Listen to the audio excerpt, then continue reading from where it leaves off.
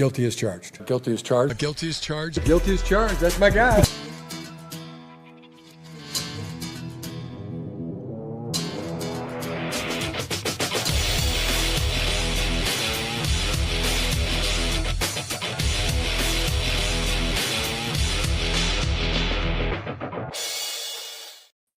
Hey, what is up, everybody? Welcome to the Guilty as Charged podcast, coming to you live on a Thursday evening. My name is Steven, and I am the host. Apologies to our live audience for running a little late tonight. Was cooking some fried chicken, and the fried chicken was not frying. So here we are a little bit later than usual tonight. And for what it's worth, Tyler, I did actually have rice with our fried chicken tonight. So I was making some orange chicken, and it turned out really good. Just took a lot longer than I thought it would. So here we are. And how are you doing tonight, my friend? Doing very well. I had beef and broccoli with rice, so I guess we're kind of on that Nice. same, vibe right now. So all's good. Speaking of fried chicken, let's talk about the birds. Nice job. Nice Thank you. transition. Thank Good you, job. thank you. Good job. Mhm. Yes, so we interrupt your Thursday night football watching tonight. We're going to be previewing the Chargers-Eagles primetime matchup tonight. So should be a lot of fun. A game that I have started, each day thinking a little bit more positively about heading into this game. Obviously, you guys listening know I've kind of penciled in as kind of a loss from day one, but here we are. We'll see ultimately how we decide. I'm still kind of on the fence right now, but we'll get to it. Before we get started, of course, I have to give a quick shout out to our friends over at PrizePicks. This episode of the Guilty as Charged podcast and every episode of the Guilty as Charged podcast is brought to you by PrizePicks. You and I make decisions every day, but on PrizePicks, being right can get you paid. Don't miss any of the excitement this football season over on PrizePicks, where it's good to be right. PrizePicks is super simple to play. All you have to do is just pick more or less on at least two player stats. If you get your picks right, you could cash in. And PrizePicks is available in over 40 states, including California, Texas, and Georgia. So this is one of the best ways to get some extra skin in the game of football, basketball, baseball, whatever floats your boat. PrizePicks has you covered. You can now follow other PrizePicks players directly on the app and copy their lineups in one simple click, whether it's a friend, a celebrity partner, or just someone whose picks you like. Hit the follow button and check out every lineup they create in the new feed tab over on PrizePicks. So we cannot recommend them enough. Obviously, they are the sponsor of the show, but it truly is a great app and super easy to use. We've had a lot of fun with it over the years doing this as well. So make sure you go download the PrizePicks app today and use the code GUILTY to get $50 in lineups after you play your first $5 lineup. That's code GUILTY to get $50 in lineups after you play your first $5 lineup. PrizePicks, it's good to be right. Okay. Let's jump right in here, Tyler. We'll do our full Eagles preview today. Any thoughts on why you chose Santa Claus this week? You might have to be an Eagles fan or an older fan, but the Eagles fans, there's what's the word? They hate Santa Claus. They threw snowballs at Santa Claus back in the day. Oh, yeah. Yeah, this is not because it's December kind of thing. It's because Eagles fans are notorious for hating Santa Claus. So I chose Santa Claus for this one. Just a very unhappy fan base. Yeah. The Eagles won the Super Bowl last year, and you would think that they are like the worst team in the league based on how their fan base talks about them. Yeah, nobody has it worse apparently than Eagles and Chiefs fans, according to Eagles and Chiefs fans. Chiefs fans for fire Andy Reid, win a Super Bowl. Fire Andy Reid, win a Super Bowl. It's like, okay, guys, I'll take it seriously. Yeah. It's Philadelphia people cheer up a little bit, Yes. So Santa Claus is for you this time of year, I guess. Yeah. All right. How's it going with the Philadelphia Eagles? The good. They currently lead the NFC East. We'll see about the Dallas Cowboys tonight. They're making things a little potentially interesting. But they've kind of been unquestioned about the NFC East so far. Despite the dysfunction and poor stats, AJ Brown is ESPN's 5th ranked wide receiver in terms of open score, yak, catch, all of that stuff. Devontae Smith is also inside the top 30 and already has 800 yards receiving, actually more yards than AJ Brown for what it's worth. Lane Johnson is probably not playing in this game, but he has only allowed 7 total pressures all year, which is insane for a right tackle to put up Corey Linsley numbers at right tackle. Pretty freaking good. Jordan Davis is top 5 in run stops and top 10 in run defense grade among all starting caliber defensive tackles. Jalen Carter, who we wrote this before we found this out, but will not play this week, is top 10 in pressures and top 20 in pass rush win rate. So that is definitely a positive thing for the Chargers. Jalen Phillips, who is dealing with a concussion, theme for the night, I guess, has 18 pressures in 4 games since being traded to the Philadelphia Eagles, has seemingly kind of unlocked everything a little bit. And they have potentially 2 of like the top 6 corners in the league, Quinyon Mitchell and Cooper DeJean, both inside the top 20 in coverage grades, both inside the top 20 in forcing completion percentage. So the good is like they're winning, and the players that are extremely talented are playing like extremely talented players. But I guess there's certain ways you could take this list and certain ways you could not take this list, but the talented players are playing like talented players and they're winning games. Yes, they are. TBD on how that will continue. And I think if you watch the last couple of weeks, which I definitely have with the time off and Thanksgiving and all that, how much longer are they leading the NFC East, and how much longer are these individual players? Well, one, are they even healthy? But 2, how long do they keep going? Do the wheels fall off? It's in a really weird spot for the Eagles right now. We'll get to the bad in a second, but you'd think, I think as maybe like a casual fan, if you're not following the Eagles, you just assume it's Saquon Barkley. They must have this kind of rushing attack. It's these receivers. They must have this kind of receiving, numbers. It's this offensive line and Statland University. Oh my God, it's the greatest situation in the NFL. This line must be like this. The defense, all these names, it's got to be like this, right? And I think there's so much of the good because of those good players and their stars. But we'll get to the bad. And when we talk about this team, it's almost like the Steelers defense when we talked about them a few weeks ago, where it's like, okay, wow, Steelers defense and Watt and Hayward and all these guys. And then you take a second to really break down at minimum just the numbers, and you go, this ain't what I thought it was as a more casual observer, because we're big-time Chargers fans, maybe AFC West fans, NFL fans, but not so specifically focused on one team, especially one out of the conference. And you dive into the numbers, which we're about to, it's not as good as maybe the shine on the top. Yeah, I think the players listed, I think they are very shiny, but when you kind of dive into some of the more nitty-gritty stuff of this team, it is not pretty in a lot of different areas. So yes, we Jalen Carter is not going to play in this game. The Eagles are still tremendously talented and deep along the defensive line, but that's a big deal. The Jalen Hurts AJ Brown saga is not going away. I did not know this until last week when they were on the Black Friday game, but apparently AJ Brown and Jalen Hurts go like way back to like middle school. Like these guys are friends with each other. They were involved in each other's weddings. Like they are friends, and you could not tell based on how they have like talked about each other all season long. It's a bizarre situation. Kevin Patullo is so hated by Eagles fans that they went and egged his car, which I think is objectively crazy. But again, they're Eagles fans. So Kellen Moore and Shane Steichen are not walking through that door. And the Eagles have, they've had a lot of coaches poached throughout the years. Obviously, Kellen Moore and Shane Steichen are head coaches right now. And they've not done a good enough job finding that in between, when you lose a legitimately top tier play caller to a head coaching position, it can be very difficult. The Lions are going through this, etc. So they're in between years of the guy to a guy I've not been kind to them. And you mentioned Saquon Barkley. The numbers of their running attack shocked me. And, they were historically good last year. Saquon Barkley at this time, in 2024 had 1,500 yards. It was 1,499. So I rounded up by a yard. 1,500 yards rushing at this time last year. They were first in e-pay per rush and fifth in rushing success rate. Right now, he has 740 yards, which is a good season. It's not a bad season, but it's not historically good.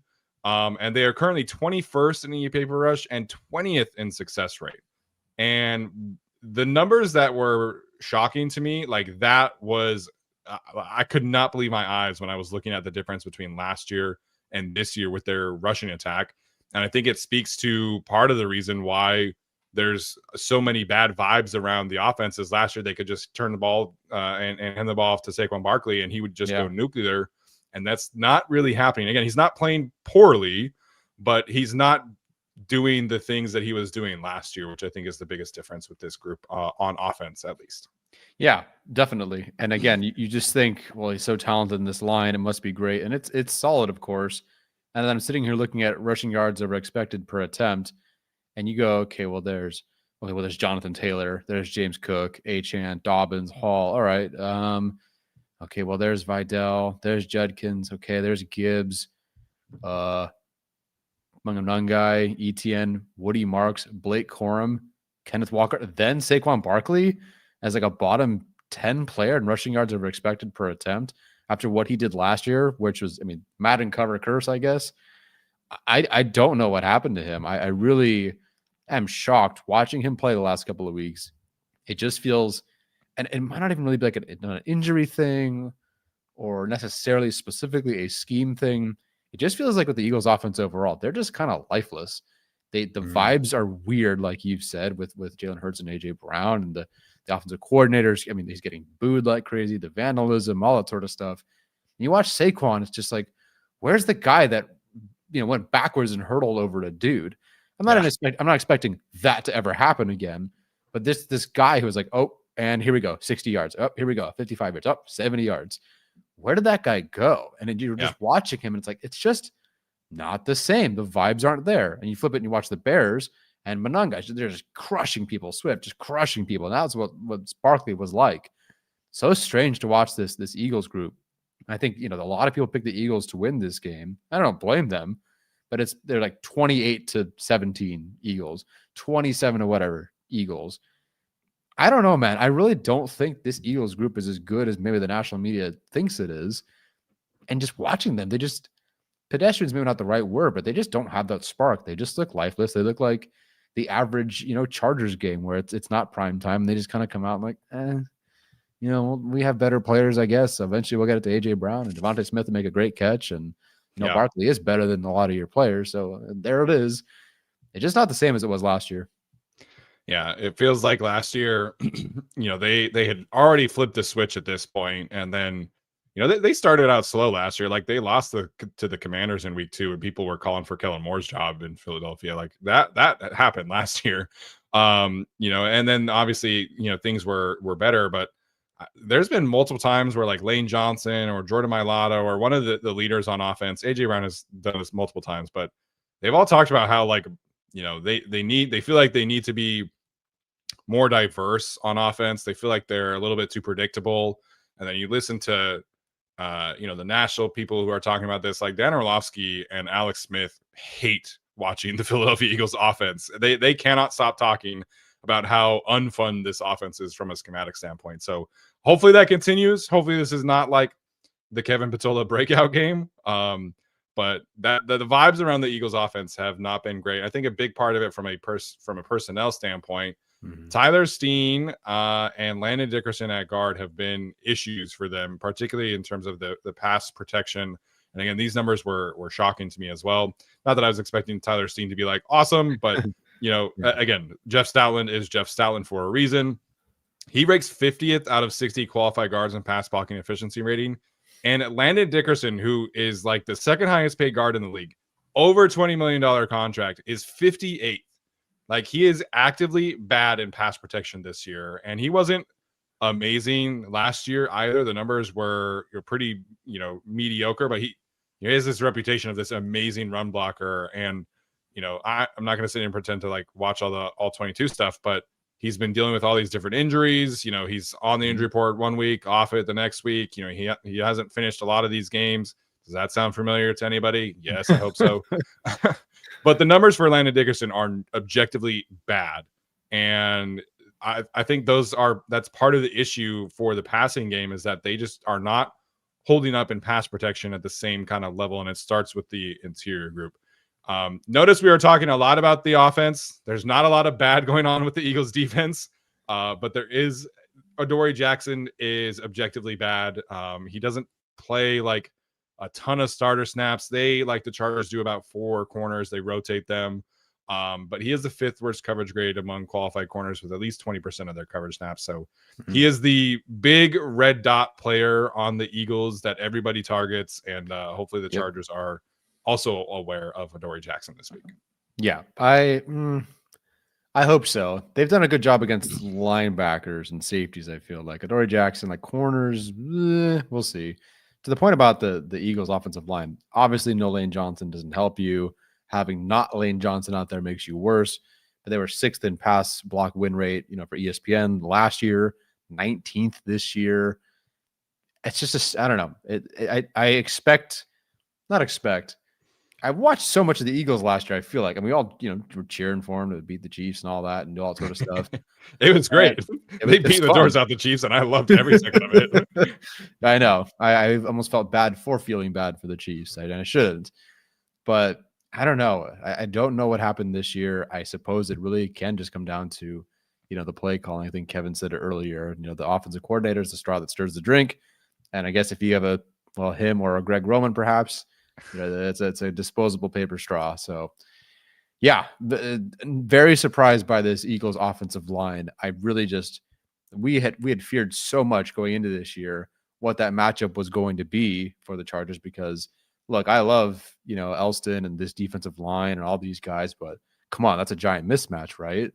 And in some like one-on-ones, sure, that's possible, but it's just not the same group. The more we talk about this game, by the time we get to the end, it really just feels like the Eagles they can kind of be had right now.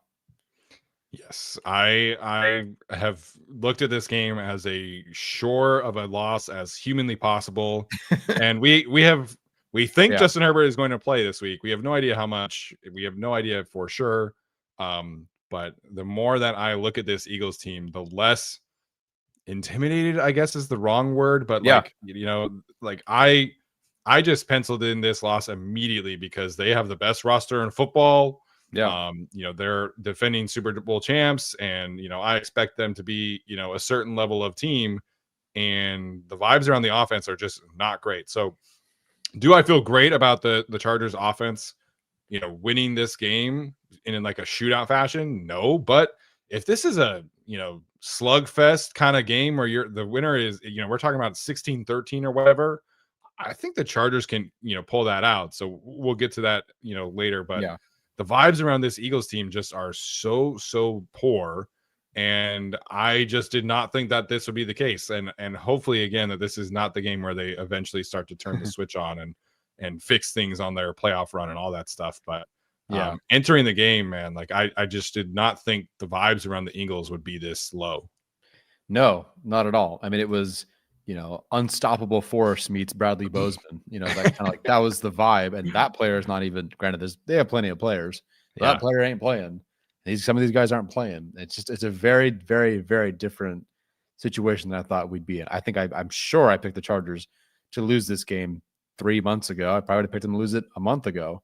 Yeah. But I mean, we'll see how things go by the end of our predictions here. But that's the NFL, right? It's in a very, very, very different spot. We were hoping for the greatest offensive line, like Alton, Slater, and Lane, and all these guys playing, and they're not even playing. Like, no, it's all three of the best tackles in the NFL are not playing. Yeah, not a good situation there. Nope. All right, let's get to some of our game preview. Wanted to do a quick playoff check-in. So if you can't really read these numbers, I apologize, but this was the best graphic I could find that showed both sides here. So the Chargers are sitting about, actually, I don't even think I can read this right now. So I'm going to pull up NFL Network real quick and make sure I don't mess this up. Here we go. Loading. All right. So the Chargers, according to NFL Network and most models, are about 61 to 63% playoff probability. If the Chargers win, they are at 78% to make the playoffs. If they lose, they're at 52%. So not a huge swing one way or the other. Still a swing, obviously, but potentially, more important games down the road here. The Eagles, they're at currently 94%. If they lose, they're at 90%. If they win, they're at 98%. Again, very minimal playoff leverage for the Eagles. They're probably locked into the 3 seed, assuming they can, handle business against the Cowboys. So yeah, we'll see like really how much the Eagles have to play for down the road here. Like, I don't think there's not going to be like a ton of urgency with this group. I don't know. Like they feel very locked into where they're at right now at the 3 seed. And again, not a ton of playoff perspective there. So Chargers, that's where they're at. Currently the 5 seed. There's going to be a ton of movement over these next few weeks in that regard. The Jaguars and the Colts play each other this week. They're both 8-4. The Bills are currently the 7 seed. So there's going to be a ton of movement in the AFC playoff picture. Chargers just need to make sure that they are beating some AFC teams. That's one of the main reasons why they're potentially going to be able to be the 5 seed, is they have a better AFC record than these other teams. Mhm. So again, important game on Monday Night Football, but this is not a must-win game for the Chargers per se. No, it's not. Thankfully, they bought so much goodwill so far, 4-0 in the AFC West in particular, so they can kind of afford to drop a game, which primetime big game. Honestly, if Herbert ends up sitting this game, which he won't, but if he ends up sitting this game, or let's say only plays half the game, I don't know. Like I'm not worried if they lose this game. Someone said earlier in the chat, like, as long as they don't get embarrassed, that's fine by me. I'm kind of in that boat. I'm rooting for them. Of course, I want the Chargers to win, but if they don't, and it's at the cost of losing one game to get themselves to play as best they can against the remaining AFC opponents, that's fine by me. Yeah, I'm on the same page. Obviously, I want them to win, and I feel better about their chances, way better about their chances than previously. But if they lose, it's not the end of the world. Whereas if we both felt like if they lost to the Jaguars and the Raiders, it was very, very poor, and obviously they got killed by the Jaguars. So I think this is a game they can win, but a game that they do not have to win for the playoff percentages. I think that the coaching staff is going to, rally the troops, and this is a national stage and all of this stuff. And, it's all about momentum and improving week to week and stuff like that. So I'm sure they are viewing this as a playoff atmosphere kind of game. And they're probably right. I don't think, barring an injury to Herbert, barring a blowout loss, I think things will be okay if they lose a close game. Yeah. The only thing I'd like, and this is more of a national narrative, maybe us discussion kind of thing. The Cowboys are kind of red hot, but streaky. They're losing, I think, right now by double digits. The Chiefs, I don't think by the time the Chargers play the Chiefs in a couple of weeks, they're just kind of a mess right now. Yeah. Houston, awesome defense, is TBD on their offense, depends on the week. And then you have Denver, who I don't know what they even make of them. This is one of those games where it just kind of tells you that they can beat a good team, even though I just spent 20 minutes saying that they can be had. A lot of talent on this team. This is the defending Super Bowl champions. Right. So I think that them beating this team just tells me like okay, they can rise to that level. Yes, they have had great moments on prime time, but one was the Raiders, one was the Steelers, one was the Vikings. So it's just like, I think that rising to the occasion to beat what is right now the 3 seed in the NFC would be huge for them. Yeah, absolutely. So the Chargers do not obviously control their destiny for the division. They will definitely need some help to catch the Denver Broncos. And if that is still in play, sure, I can see how you would think this is a must-win game for that. But I do think, they have a game against the Texans. They have a game against the Chiefs. They have other AFC games where they can continue to win out on tiebreakers. And, if they fall down to the 9 seed for this week, it's not a huge deal breaker for them. A lot of these teams play each other. The Jaguars and Colts play each other twice. Ravens and Steelers still play each other twice, etc. So the current AFC playoff picture is going to change a lot. The Chargers are not locked in anywhere. Like, there's going to be a ton of movement 3 through 10 basically in the AFC playoff picture for the next few weeks. Yep. Excuse me. Okay. Injury report and updates. Obviously, Justin Herbert is the most important one here. The team and Herbert have all been pretty optimistic this week that he is going to be able to play on Monday night. The Chargers did practice yesterday. They practiced today. I don't know if that means they're going to continue practicing tomorrow and Saturday, as usually like a Monday Night Football kind of schedule might, glean towards. But he did not participate in practice yesterday. He did the walkthrough that the Chargers had. And then today he was officially limited in practice. So Alex Insler pointed out in our Discord that he was not really featured in many of the pictures of the actual practice. So maybe he participated in individual drills, stuff like that, etc. Jim Harbaugh and Greg Roman have both said that Trey Lance will take the majority of the first team reps this week. Herbert was asked if he does not practice fully all week, would he be comfortable still playing? And he said, basically, I've done this several times. So yes, it's the beginning. He's basically done this every year since his rookie season. And he actually did that his rookie season. Now that I say that out loud. So we'll see what happens. He was practicing with like there was a very thick wrap and almost like a wool glove around his hand that they cut the tips off the fingers for. He's not going to be able to go under center, but I do think that just knowing what we know about Herbert and hearing how he's talking, I feel pretty confident that he plays. It's just a matter of, how much are we looking at in terms of like short yardage situations where he has to come out and things like that. But I think Herbert ends up playing. Yeah, I would put $100 on him playing. To me, it's more about, okay, in game, can he finish that game sort of deal? It's more that, can he avoid further injury? That like freaks me out more than him just like, will he play, will he not play? Can he protect himself? Can he protect himself? Can this line protect himself? Can Greg Roman protect Justin Herbert? All that sort of stuff, whatever it takes. So yeah, he will definitely play. He came back in the game. They got on the podium and said they were optimistic about him playing. All the reports are about him playing. He's the kind of guy that would play. He has to endear himself to the fan base. Not that I guess he has to.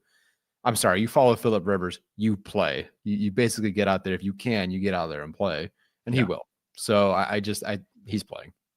Yeah. My only thing, I guess more on this later, is how much is Trey Lance involved, if at all, this week in other situations. So Tucker Fisk and Deshaun Hand did not practice today. They were the only other DNPs today. We'll see how much that manifests it. I mean, Deshaun Hand's dealing with an illness. I think he will ultimately end up playing. But if Tucker Fisk does not practice, that obviously means like Will Dissly is potentially active for the first time in a while. So just it's such an interesting thing. Like, they trust Tyler Conklin so much more than Will Dissly, but they're like not playing Tyler Conklin at all. So I don't know, man. The tight end situation is strange. We did not put this on here. We did not have the information yet, but Omarion Hampton was a limited participant in practice today. He was in the yellow jersey again today after wearing it last Friday. We'll see. There were some reports that came out from CBS that it was looking increasingly likely that Omarion Hampton would return, but him being in the yellow jersey today makes me kind of be a little bit more doubtful there.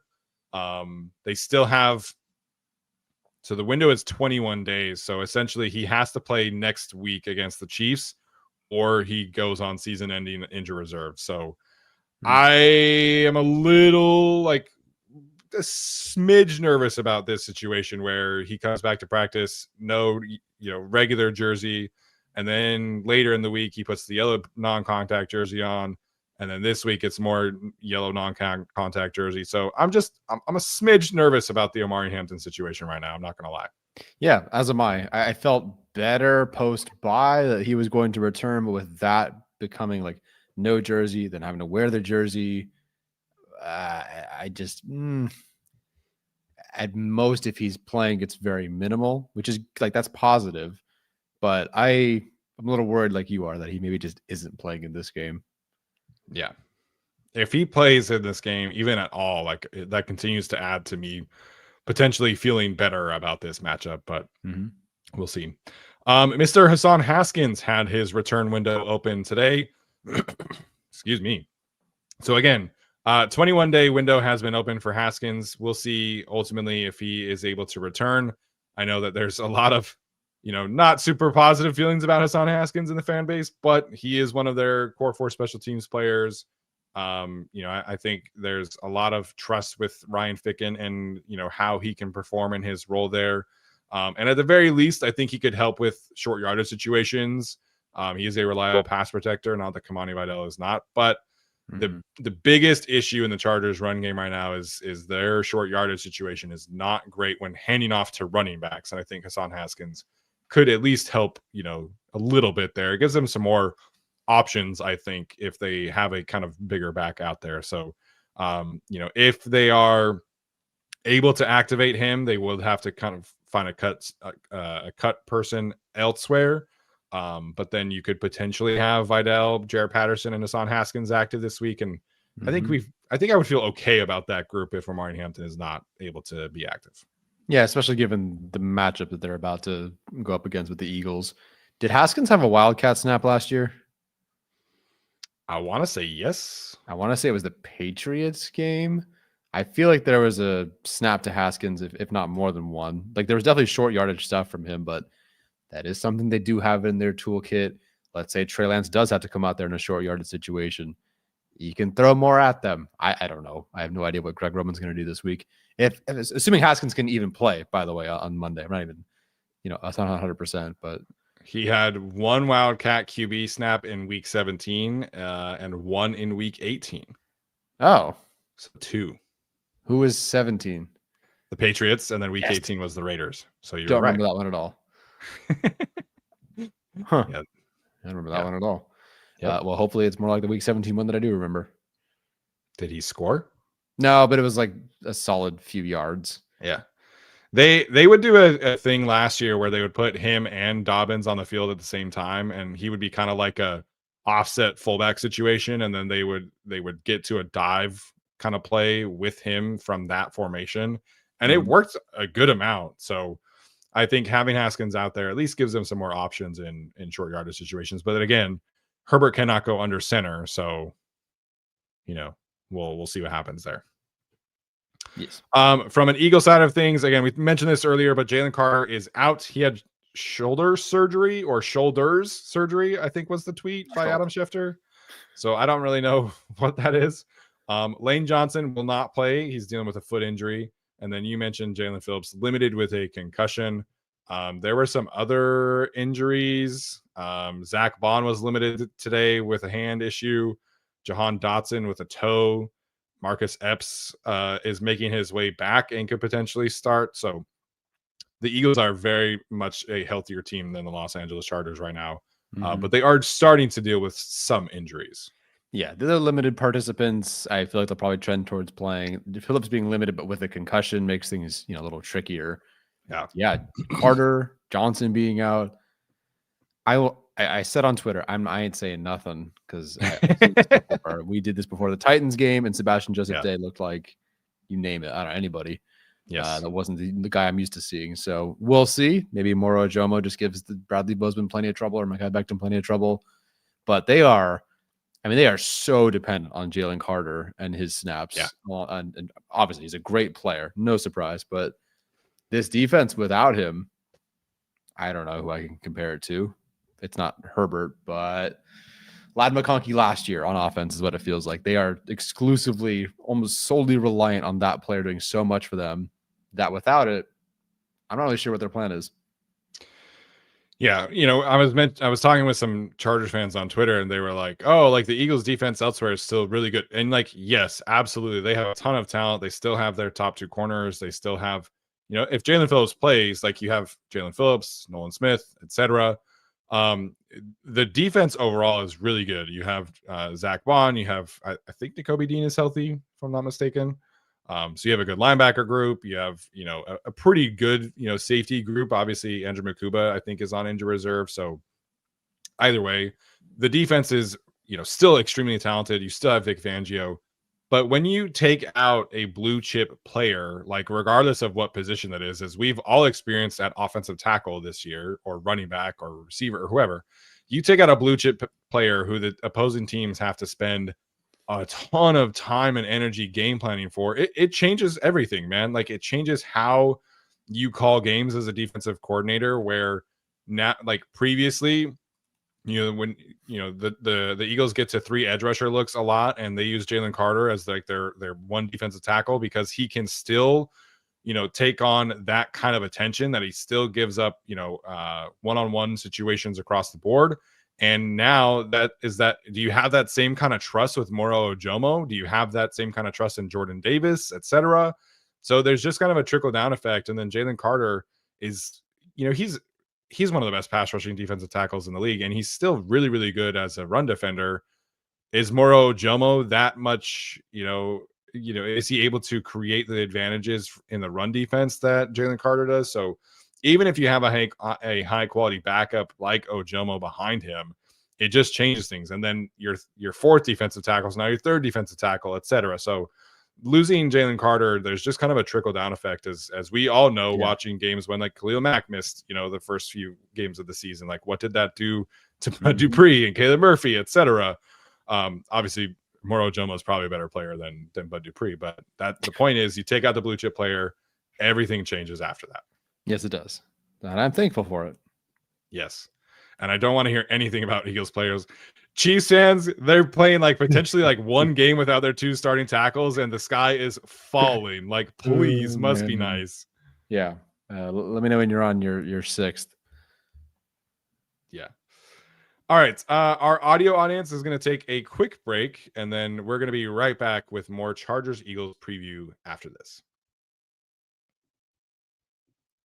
All right. So let's talk about coaching storylines. We do this every single week. I think there's some obvious ones here. Obviously, how they adjust with Herbert and things like that.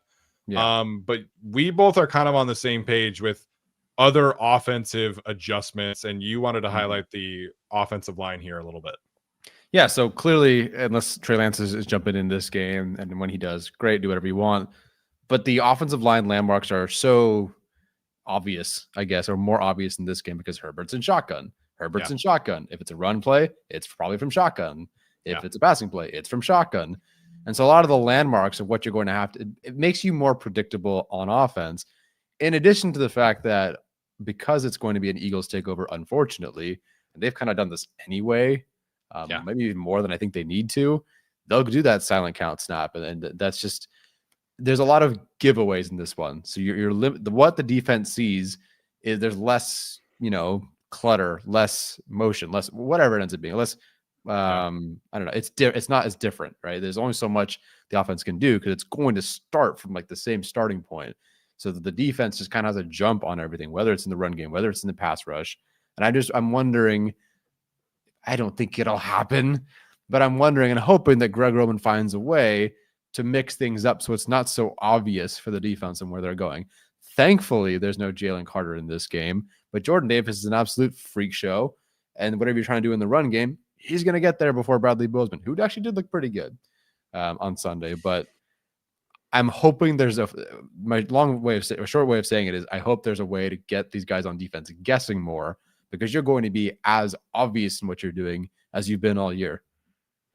Yeah, I think they did a pretty good job of like highlighting some yak concepts and things like that. And they got to some toss runs and they did as good of a job as you can mid game to, take out all of the under center stuff and adjust to that on the fly. But I didn't feel like this past Sunday was loud enough for them to just go pure silent count. And that's what they did. I feel like they planned for it. And then Raiders fans didn't show up nearly as much. But when you're doing the silent count, the silent count is fine. You just have to have some change ups off of it. Like whether that's going from the situation where Mai Becton will tap Bozeman or they'll do like the arm in front of Bozeman kind of situation to Bozeman will kind of like peek under himself and then do it.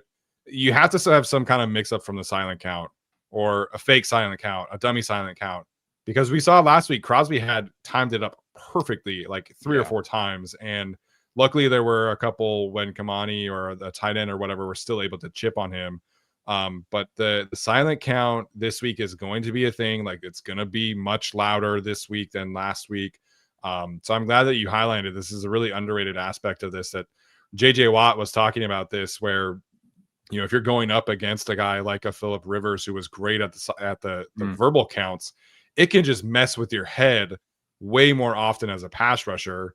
And it's never really been something that Herbert's been like great at. It's like probably my only real complaint about him is he's never really tried to push that boundary. And again, there's a lot of takeover games and stuff like that, but you can still do that same kind of thing with the silent count. You just have to kind of mix things up a little bit more. Yeah. So hopefully they do. I'm excited to see how they do it. Can they? Will they? I don't know.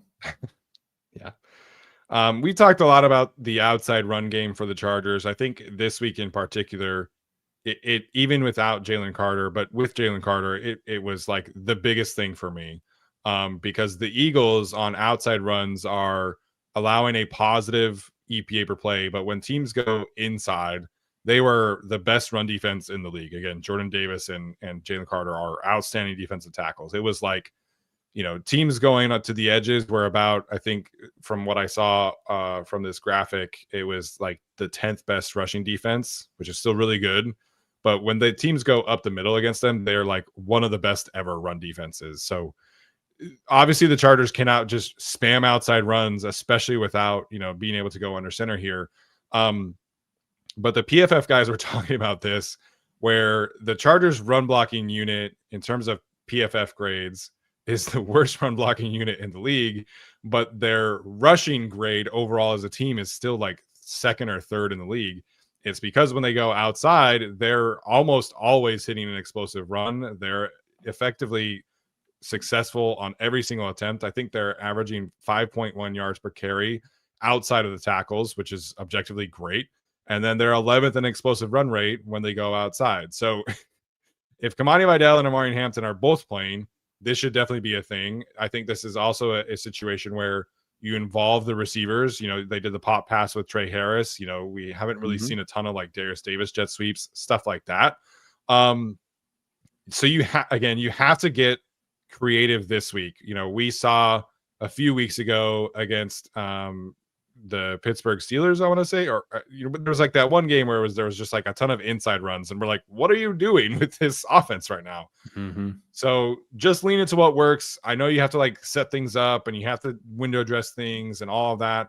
They actually did a lot of outside runs this past week out of 11 personnel, which was different as opposed to doing it with the big tight ends packages and all that stuff.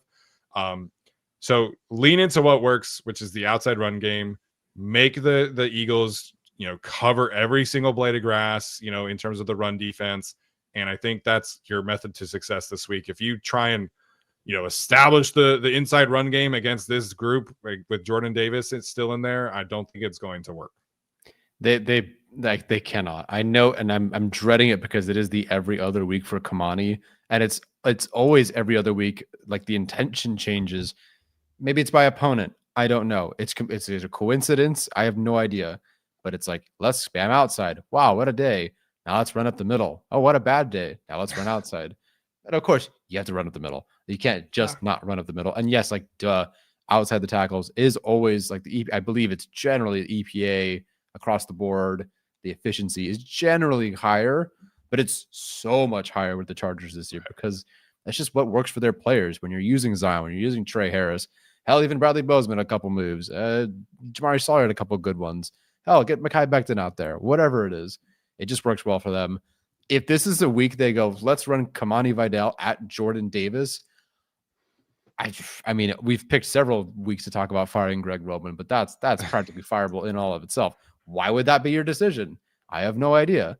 So hopefully that is not the case this week, but I'm very concerned because it is the every other week.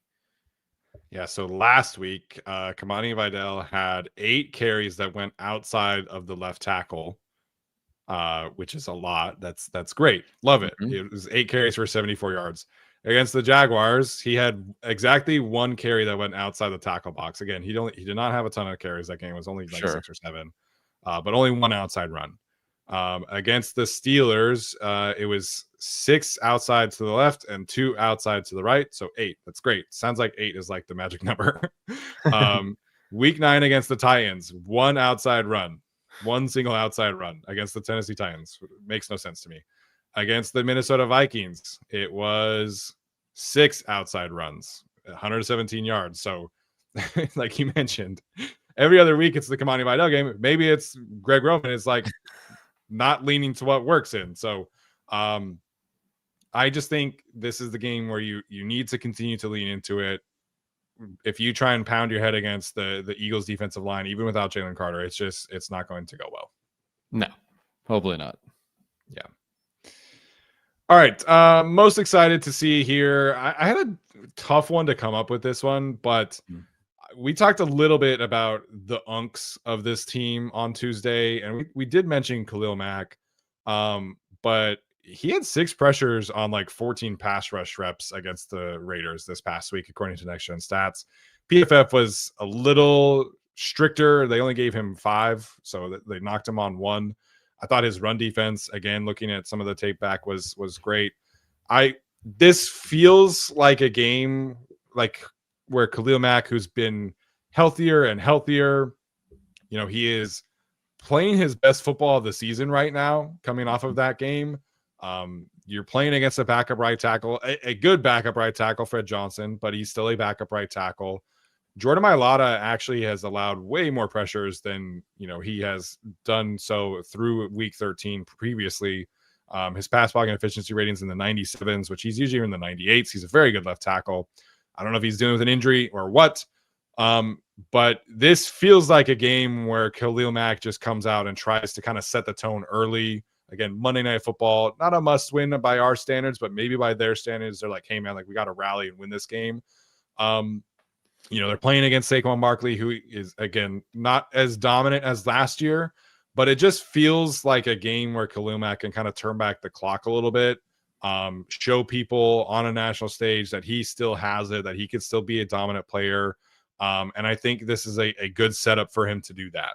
I could put Thule in this. We've talked a lot about Thule. Yeah. I think overall, this feels like a game where the Chargers edge rushers, they're kind of, Kevin talked about the offensive coordinator, the straw that stirs the drink. Khalil and Thule are the straws that stir this drink, I think, on the Chargers defense. And they need to show up big in this game, set the tone early for this defense to have a positive chance this week on Monday Night Football. Yeah, Khalil Mack didn't get as many counting stats as I really thought, but watching the game, watching the film, he's the guy that just drives the right tackle back into Geno Smith that allows Thule to make that sack or whatever the plays end up being. Like, he was so good. The power was still there. Yeah, it was the Raiders. He just does that. But this is another very good opportunity for him. And it's really just the whole defense in general. It's prime time.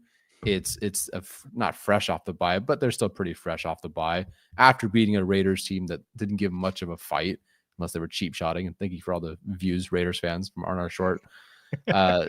Which they were not happy at that one. No, of course they weren't happy, but whatever. What else can they do? Misery loves company. Yeah. Yes, Khalil Mack going off in this game. I'm excited to see that the defense in general. I think a lot of us are feeling that the offense will do hopefully what it needs to do, or at least stay on par, with what they need to do.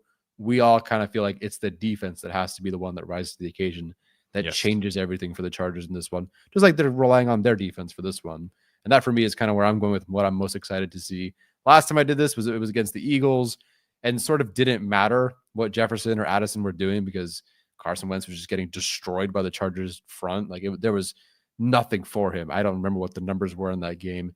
They probably had under 50 yards combined, I want to say, in that particular game. And this one, it's no different. A.J. Brown, Devontae Smith on the boundary. Yes, they can do more than just the boundary. But those two on the boundary versus your Dante Jackson, Cam Hart, Tarheeb Still, Benjamin St. Juste. You can't throw on the boundary at Dante Jackson this year. It is not happening. I mean, you can. It just gets picked off or deflected into Tony Jefferson or whatever. Yeah. And Jalen Hurts, only about 9% of his completions this year are over 10 yards and in between the numbers. So this is generally speaking a guy that is going to throw to the boundary. I could have also included the cover zero stuff here that Minter said it was week to week. What did I expect him to say? Yes, we're going to run cover zero against the Eagles. Yeah. But I think there's, like, Minter still has to, I think, prove it against the really, really great offensive coordinators, particularly in the run game. But it feels like when he knows that offensive coordinator ain't it, and especially with the way the Eagles line is playing and without Lane Johnson, and he knows that Jalen Hurts has been struggling to throw in general, I feel like Minter is really, really good at smelling blood in the water and getting after these guys. I'm very excited to see what he dials up this week. I feel like it'll be a continuation of last week. Yeah. And there's no Brock Bowers. No offense to like Goddard, but like, he ain't Brock Bowers. But they do have better receivers. So I'm excited to see these corners battle, because there's all this discussion on always like, you got to get it to A.J. Brown. You got to get to Smith. Why aren't you getting it to A.J. Brown? And they've gotten it to A.J. Brown more and more the last couple of weeks. I mean, if he's not in the Pro Bowl conversation because no one votes for him, but if Dante Jackson does it again this week, and he's playing effing good football, and so hopefully he can do it again this week. Yeah, Dante Jackson, it feels like any out route, he's just like on it. And Cam Hart did get beat a little bit by Thornton this past week, but that's a very different kind of receiver who runs like a 4-3, is not really like a physical receiver. Cam likes to get his hands on receivers quick, and that's kind of his way to do that. So, one of the biggest things that people have talked about with the Eagles is like, how do you create, positive plays versus zone? Like that's been one of the main things that Dan Orlovsky has been talking about this season. Is they're just they cannot pass the football effectively against zone coverages, and the Chargers do that a ton. Will they do a lot more man this week than they have been? I think so, because that was what they tapped into over the bye week. I think that's here to stay a little bit. But with the way that they match routes, like if you're not running a lot of like deep play action crossers, if you're not trying to, the weak point of the Chargers defense is behind the linebackers, as we've talked about throughout the season. The Eagles don't really target the middle of the field, as you pointed out, 20 completions between the numbers over 10 yards. That's got to be some of the lowest numbers in the league. Like he wants to throw the boundary as much as possible. So it's a lot of 50-50 plays. And Dante Jackson, created a very positive 50-50 play this past week. Cam Hart had some struggles in 50-50 plays. Is this a week where, they can create multiple turnovers? Is this a week where they create, some instances, some pass breakups, force some punts, etc.? I think these corners should be up for the challenge. Again, we highlighted them on Tuesday. I think they're all playing really well. Obviously, A.J. Brown is a different beast, with his physicality, and Devontae Smith is so physical and almost always seems to come down with these 50-50 balls. But they're going to be tested this week, and I think the Chargers corners will be up for the task this week. I can't believe that's even something I feel mildly comfortable with too. Like I think they'll lose some because it's AJ Brown, Devontae Smith, and there's going to be way more 50-50 chances than other teams have thrown at them. Yes, definitely. Like they almost have to force it. Like that's just what they do. So they're gonna have to see if it works. And man, I'm excited to watch it. Yeah, I think so too. All right, Tyler, what is keeping you up at night about this game? It's just the uncertainty post Jalen Carter. Like, yes, losing Jalen Carter for the week, that's great. So what are you going to do? The Eagles are bottom 10 in blitz rate. They are 23rd or whatever it is. And they've just been dependent on Jalen Carter to do the thing for them.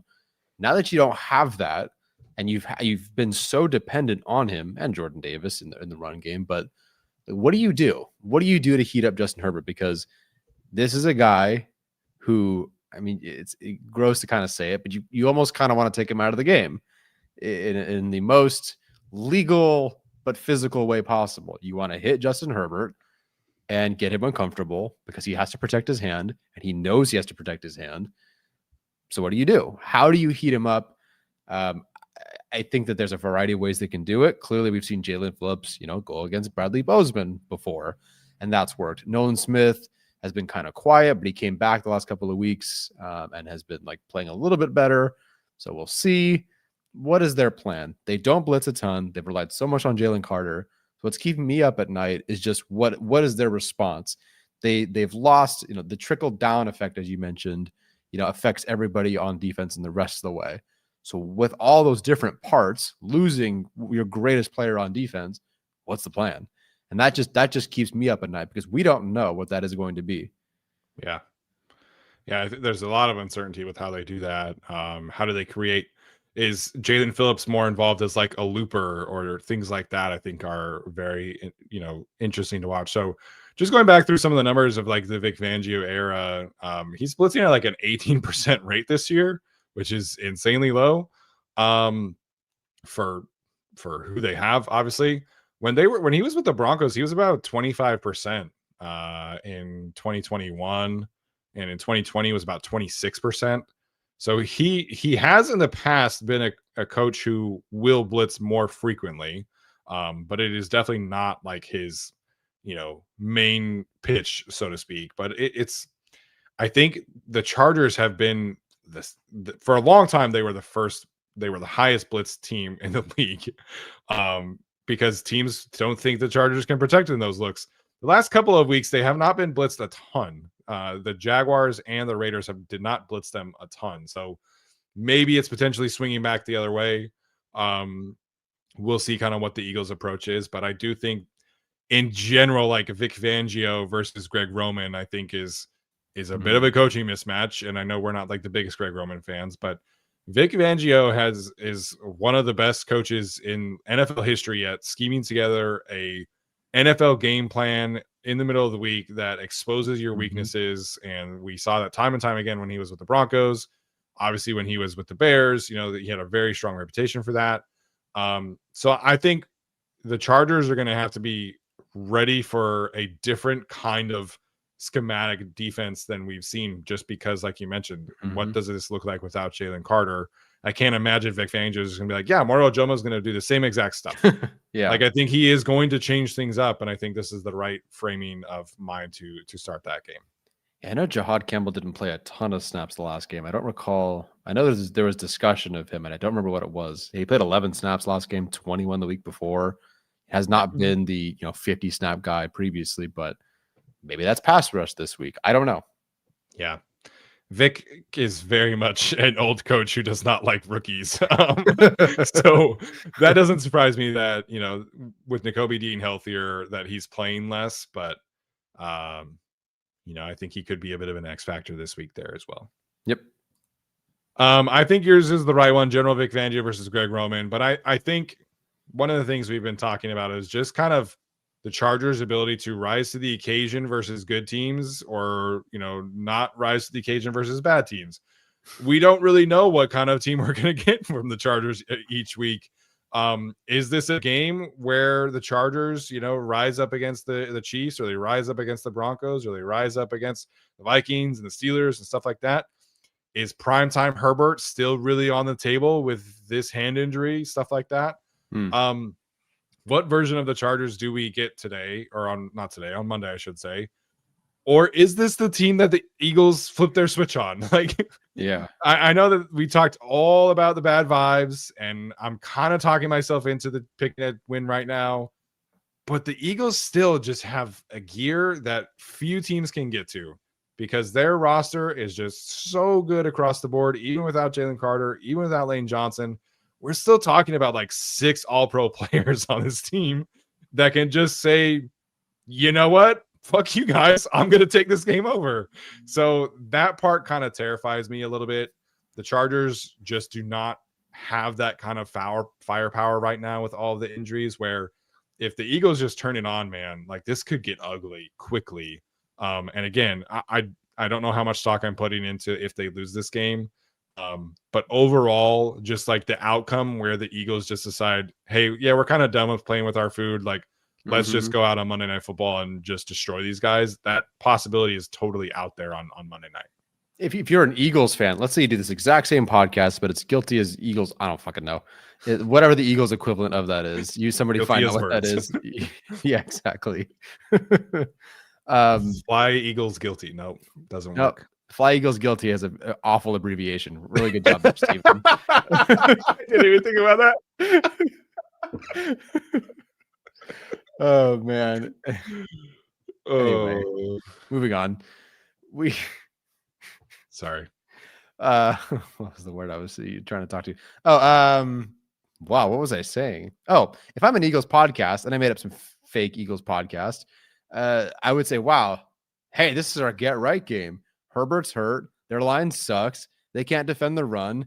Here comes Saquon Barkley. Like, boy, if you want to figure out how to run again and get that run game going again, here you go. Who's Dante Jackson? No idea. AJ Brown, get right game. We're trying to get this not going. Great. Like, we have our offensive line struggling, but it's, third round pick and it's a Tart and Hand. Like, these players are meh. Even look at the numbers of those players and you go, meh. So there is a world, like, I'm approaching this more positively. I feel like, as a Chargers fan, I guess that's natural, but there's a world where the Eagles go, this team, this group, and if honestly, if not for their offensive coordinator and some of the injuries, I think the Chargers do get stomped in this game. There's also a world, of course, where Herbert is unable to finish this game, or that injury is so bad, or that surgery and all that recovery and all that sort of stuff is just so limiting and nags him. And it's just like one hit. Yeah. Hey, pressure from Mai Becton's side. You throw it. Oh, no, it's just not his throwing hand. Well, let's say for whatever reason, something hits him. Okay, well, then the next 3.5 quarters are him even worse. Maybe pulled halfway through back to the locker room. So there's a whole world where the Chargers just get steamrolled by the Eagles. So it is very nerve-wracking to have any confidence in this game, because it is so easy for you and I or anyone in the chat to say, and this is why the Chargers lose by 20. Yeah. And there's, again, the vibes for the Eagles have not been good. We covered that. But there's just like AJ Brown is one of 2 or 3 players that can just go completely nuclear at wide receiver and just put up a 250-yard game. Like it's in his capabilities. Devontae Smith, great player. Saquon Barkley, not historically good like last year, but still very good. Jalen Phillips, Nolan Smith, Jordan Davis, these are all great players. Zach Bond was first team All-Pro last year. Mm-hmm. So Quinyon Mitchell, Cooper DeJean, great players at corner. So it's just what version of either of these teams we get, I think is very up in the air this week. And I think that makes for a lot more uncertainty than I am comfortable with picking this game. But I guess there's uncertainty. Whereas a couple weeks ago, I was like, this is a loss for the Chargers. So yeah, I guess the Eagles' uncertainty has definitely, swung things a little bit back the other way. Right. I mean, shoot. All of a sudden, Nolan Smith goes off and goes, "Hi, Jamari. I remember you. Let's. Yep. I'm going to beat you." They had a lot of practices against each other for sure. Yes. So you never know. Yeah. These two teams, they're just really hard to figure out. Mm-hmm. X factors this week. I think you have to talk about Trey Lance this week. Yeah.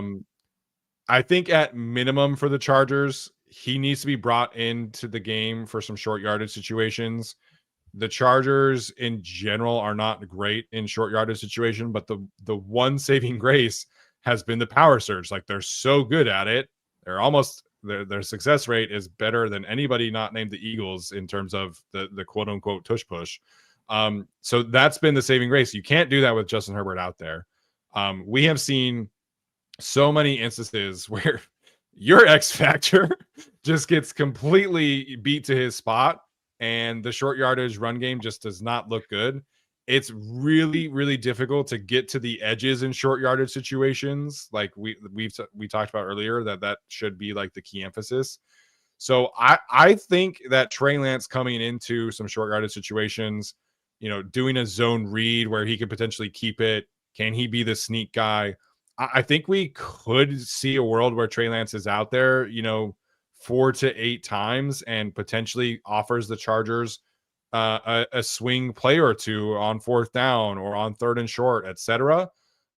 Just because Herbert can't do the under center stuff. And I think you can get away with no under the center stuff against the Raiders, who their defense is not very good.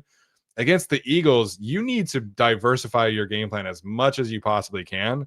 And so Trey Lance coming in, 4 or 5 plays, I think makes that a more viable overall game plan, just keeping the Eagles defense honest. The other side of this, which I talked a little bit about, Trey Harris and the yak opportunities last week. There were 3 of them. One of them kind of got delayed from a penalty. They were going to throw him a screen. He had the pop pass and then he had the slant. 3 in that kind of game plan where they were running the football a ton is kind of a lot. I think this week, where maybe this is a game where it's a little bit more positive game script for the Eagles or neutral game script for the Chargers.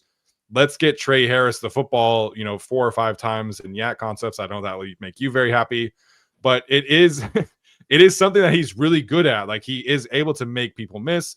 He has a really nice feel for those jet sweep areas, and like he is a taller guy, but he is a little bit more shifty than someone like a Quentin Johnson or even somebody like a Darius Davis. So he just kind of fits in that role.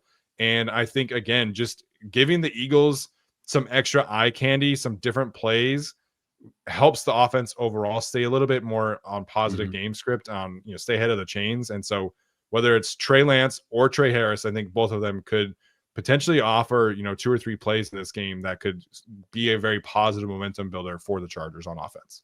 Yeah, I think you have to involve Trey Lance in some way this game. I'm sure we'll see him, let's call it 3 snaps in this game, and hopefully no more. But let's say there's 3 design things from this game. And then with Trey Harris, they have struggled mightily with a jet sweep or anything, not a pop pass necessarily. Maybe they haven't done that a whole lot, but it's only been the one to Keenan and one to Trey. So yeah. And then with the jet sweep stuff, going back to last year, it's like, here goes Darius Davis running at a mile a minute, but it's like nothing. I feel like it never really goes anywhere. With Trey Harris, not that he's very fast, but he'll have no problem picking up that extra yard. If it's third and 2, he'll drop his shoulder. Like, he has zero problem being physical in those situations. Love that. If you have to go heavy RPO in this game, and maybe they're sending people, I don't know, and you got to have someone win quick, win on a slant. I mean, okay, yeah, there's Keenan Allen, there's Lad McConkey, I get that, but Trey Harris is a great option for you to have as well. So I don't mind that at all. I really am curious in what I'm assuming is going to be a more pass required game and quick pass required game. Yeah. How much they get Trey Harris involved. Are we going to see I don't know what the snap counts ended up being, but are we going to see some sort of switch to Quentin Johnson having maybe less of a role, or Keenan Allen having less of a role? I know Keenan Allen's snaps had gone down, but I don't know, man. I'm ready for Trey Harris to have those games and get targeted with intention more frequently. And so, yeah, I love both these guys as an X factor. I mean, Trey Lance being the ultimate X factor because he could play 50 snaps in this game for all we know. Yeah. So we'll see. Real quickly before you get to yours on the snap counts, this past week, Chargers had 67 total plays on offense. Lad McConkey had 51 plays. Quentin Johnson 45. Keenan Allen 40. Trey Harris 34. Mm-hmm. So pretty even outside of after Lad.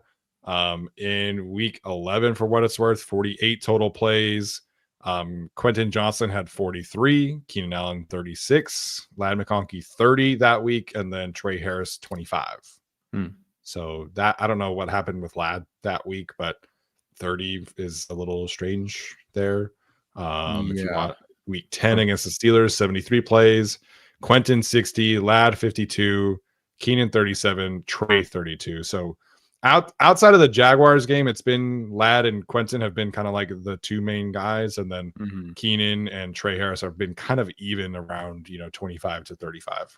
Yeah, so get him out there. He does so much on the field. Like if you thought Trey Harris was just a blocker, I wouldn't I'd be fine with that because he looks like it as someone watching film or as a casual fan. Like, this guy just has 150 yards, but he blocks like crazy.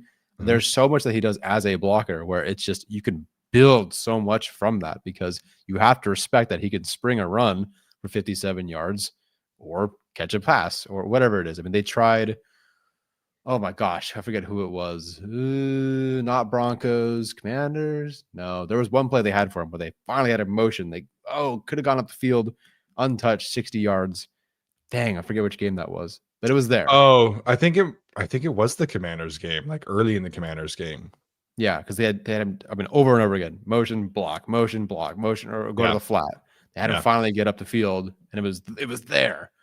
This is possible that happens in this game. I hope so. Yeah. You have Mai Becton as an X factor, which is a good selection, but it's been so bad the last few weeks. X factor of all X factors, right? I feel like I try to pick X factor as something that is positive and has a sneaky advantage. To me, it's just, dude, you're playing your former team. Bring something this week, man. It looked so good. Even you look at the numbers for week 1. I think he was like their highest graded player on offense. I mean, Mai Becton, the first 2.2 games of the season, I'm going, hell yeah, what a value. Yeah. And then since then, the only reason he's not, in the bottom 10 in pass blocking efficiency among guards the last 12 weeks is because 2 of his teammates are. Otherwise, he would have been. But Foster Sarrell and I can't remember the other person. Oh, actually, it was Jamari, I think. Not so great in the PBE department. Dude, bring something against your former team. I really, really want Mai Becton to do well in this game. I did write this before Jalen Carter was taken out of the game, but that would have been a hell of a mismatch anyway. Just give me something. Be positive. Get to your landmarks. Again, the landmarks of this team, that you've cut half of them off. So, boy, you got to beat players to their spots. You got to make sure you get out in front. Whatever you got to do. Please have a good game. Yeah. So he allowed 5. Let me make sure I get this. 5 pressures in his first 6 games. And then in the last 5 games, that number is 16. So those are not even full games. Yeah, they're not full games. His run blocking grade last year in Philadelphia was 70%. We talked a little bit about this after he expressed his frustrations, but his run blocking grade last year for Philadelphia was 70. Right now it's 40 for the Chargers. And again, that's not like the end all be all, but the run blocking win rate on ESPN is very, very low. So Yeah. the Chargers, like, he just has to not be horrible. Like that's really all I'm asking for the final 5 games is don't just like he's been a detriment to the team in run blocking. The pass protection the last few weeks has only been like I think it's 3 pressures the last 3 games. There was a 7 pressure game and a 5 pressure game, which is really, really bad. They just need him to kind of be somewhere in the middle with where he was to start the season and now. There's so many times a game where him and Pipkins will try and wash down the side on a double team, and he comes off the double team way too early or way too late. There are times where he's trying to pick up a stunt with Bradley Bozeman, and he'll come off the block to try and go help Pipkins, and then Bozeman ends up getting beat. Like it's the cohesion is just not. It's not in a positive spot right now. The timing has been bad. He's not getting off the ball at the same kind of rate that he was in Philadelphia. So it's not been very good. If he can give them, mid-level Mai Becton for the final 5 games and just not be a detriment to the team would be great because, Zion's playing well. Bradley Bozeman quietly has had 2 games in a row that have been pretty good for Bradley Bozeman standards. So just don't be actively bad, and the Chargers can be okay on the offensive line. And I think hopefully a revenge game can kind of kick him back into high gear. Mid-level Makai. That's our standard we're at. I mean, his contract is a mid-level contract too, if we're being honest. Yeah. All right. Shall we get into our predictions? Yeah, let's do it. I got this. I'll go first. Yeah. Folks, fuck them. The Chargers are kicking the shit out of the Eagles this week. I just think a combination of primetime faking. Wow. Everyone's picking the Chargers to lose this one. F them. You know what? Someone on I just looked at Apple Podcasts and someone said we say the F word too much. Fuck the Eagles. They're gonna fucking beat them. The Chargers are gonna fucking win 30-17. Fuck them. Sorry, Mom. Not sorry to Philadelphia. The Eagles say the F word like the most per capita of any city in America. 100%. And you know what? I need Bill Burr had a hell of a rant in front of a Philly audience that was booing him. That's how I feel about this game. Sorry, Grandpa. Sorry, relatives. Love the East Coast. Fuck them. Chargers are winning 30-17. The return game returns. Dicker's amazing. Herbert's amazing. They run like crazy. They beat the shit out of him at the line of scrimmage. Fuck them. Oh, Adam Rank, love you. You picked the Chargers to win. Everybody else, there. Your turn. The chat loves this right now. This is fantastic. I was not expecting this. I did not look at this slide until we hopped on, so I didn't know. The Mighty Kev says, "Where the fuck up time?" I'm gonna get clipped out so fucking bad if they lose this game. By the way. I did not expect this kind of energy from Tyler right now. 30-17. Yep. Wow, dude. I'm stunned. Brother, right it's now. prime time, man. What else does this team do on prime time this year? That's true. I'm a little bit more conflicted than Tyler. Fair. But I've been so on this train of like I think it's a loss, but dude, you got me fired up, man. I think the negative vibes around the Eagles and Tyler's rant right here is going to make me pick a win. I'm not going to do 30-17. I think in my head, I picture this as the Eagles continue to struggle on offense, and they're not a great matchup for the Chargers defense. The Jesse Minter has a really good plan. I think the Chargers defense will continue to struggle, Herbert's injury, etc. I'm with Kevin in the chat. I think like 20-14 is kind of how I'm feeling right now. Mm-hmm.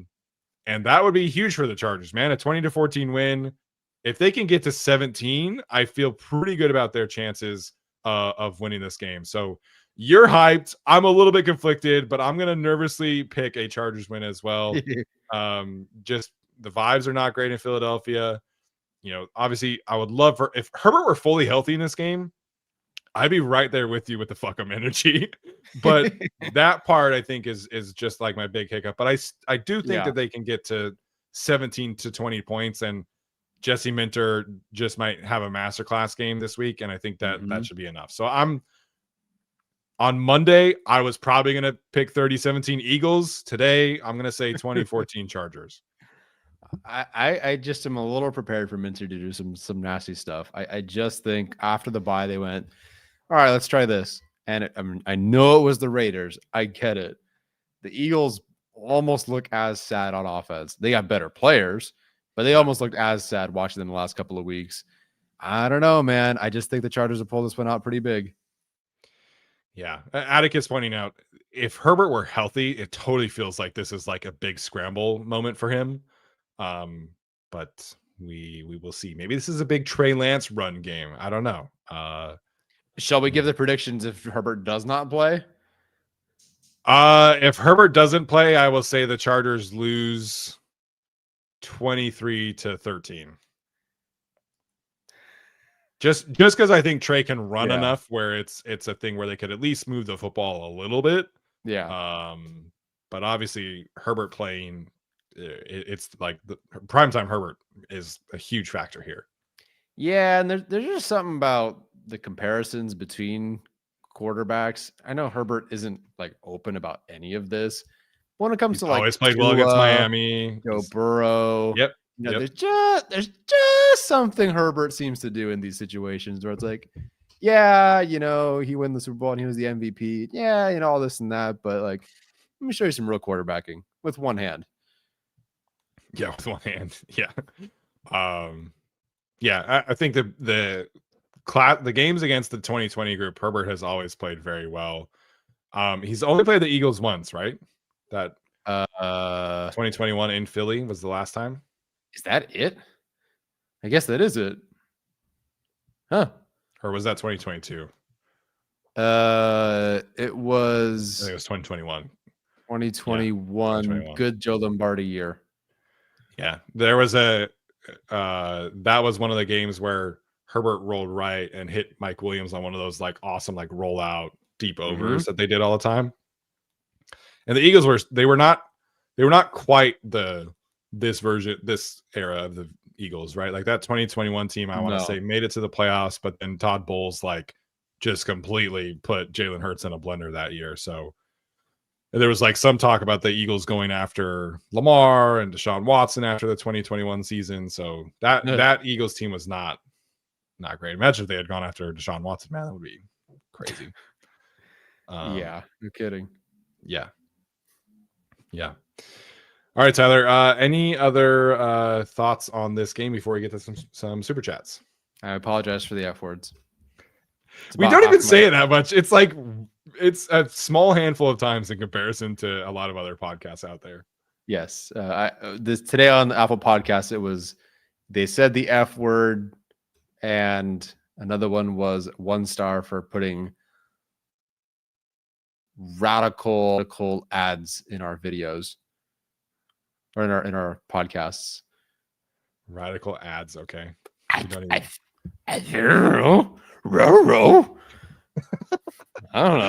What a dumb thing to get mad about, but it is what it is. All right, let's get to some super chats here. Basically, Dutch getting us started here said, "Did I claim top listener according to Wrapped?" Someone asked if we can check that. I don't know how to check that. I don't have Spotify, so I do not know if we can check that. There was a YouTube one. Yeah, some of the YouTube ones will say like top X%. I've seen those. Yeah. I have not seen whoever the top YouTube watcher is, but you know, I would have to look. For those asking, we only do the one PrizePicks ad that Steven says. So unless that is radicalizing sleeper, agents like the Winter Soldier, then we have obviously our deal with Blue Wire. They do the ads for us, and so we put the ad placements in.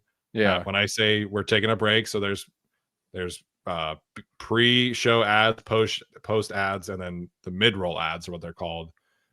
We don't really control those. Like if there's a read, then I do a read. Like there's one of the reads they had us do recently was for like a mattress. So whatever. An actual sleeper cell. I strongly doubt, and I have listened, like the ads are not radical at all. Like that's a ridiculous thing to say. Can you imagine? It's like, we're going to take a break and audio audience will be right back. And then just cuts to like Adolf Hitler. And then just like in the middle of our podcast. Yeah. I don't know, man. But anyways, basically, Dutch, anybody who has tagged us in their wrap-ups, I love it. There was one that was like, we've listened to or we watched 300 videos of you this year, and I was like, it's just crazy to look at it in that kind of quantity, and we're not even a podcast that puts out daily content. So basically, Dutch, anybody else who has tagged us in those, we really appreciate it. There a bunch of people in our Discord sent theirs. There were like 20 messages in there of the wrap up, so I love seeing those. It's just good for the vibes, good for our spirit. So we appreciate that. Anybody who has sent us stuff, thank you for that. Thank you for basically Dutch for jumping in here and getting that started. Thank you for pardon my take for, and it was fake, but they made up a little one and put us on it, and it was nice. It was nice. Shout out to Zach on pardon my take. It's even if it was joke, man, I will absolutely take it. But pardon my take has 1 million followers on Twitter, so the fact that our logo popped up on their page is still really cool. Yes, that is pretty cool. Athir next in here gives his annual bold prediction.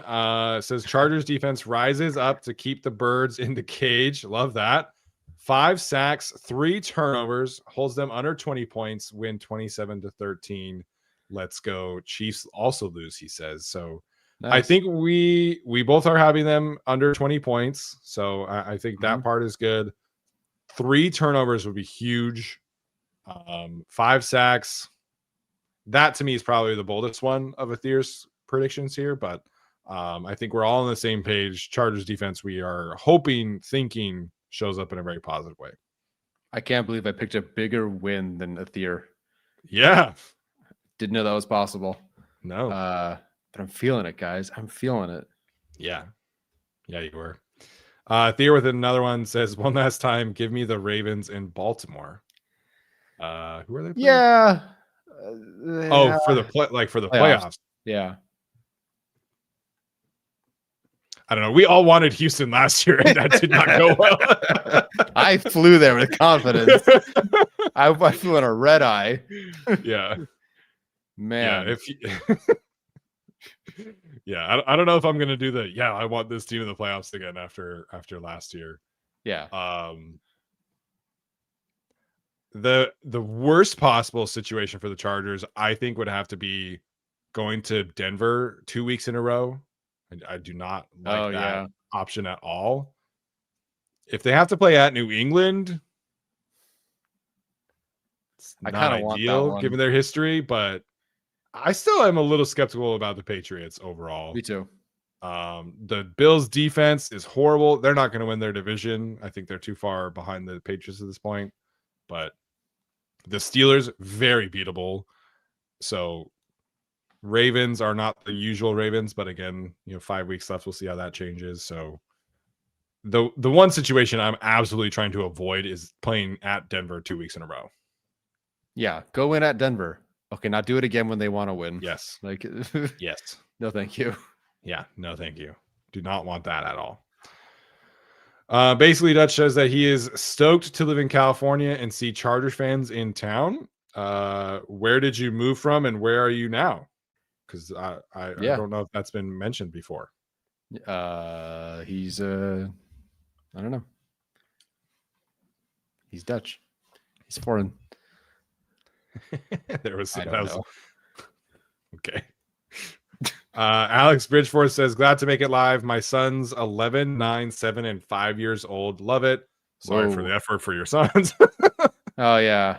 Fuck yeah. I love it for your kids. Fucking 11, fucking 9, fucking 7, fucking 5.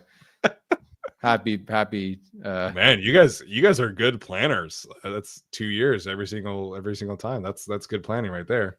That is pretty good. Start letting him play center. Herbert's going to need it in about 10 years. Right. So I need it in 10 minutes.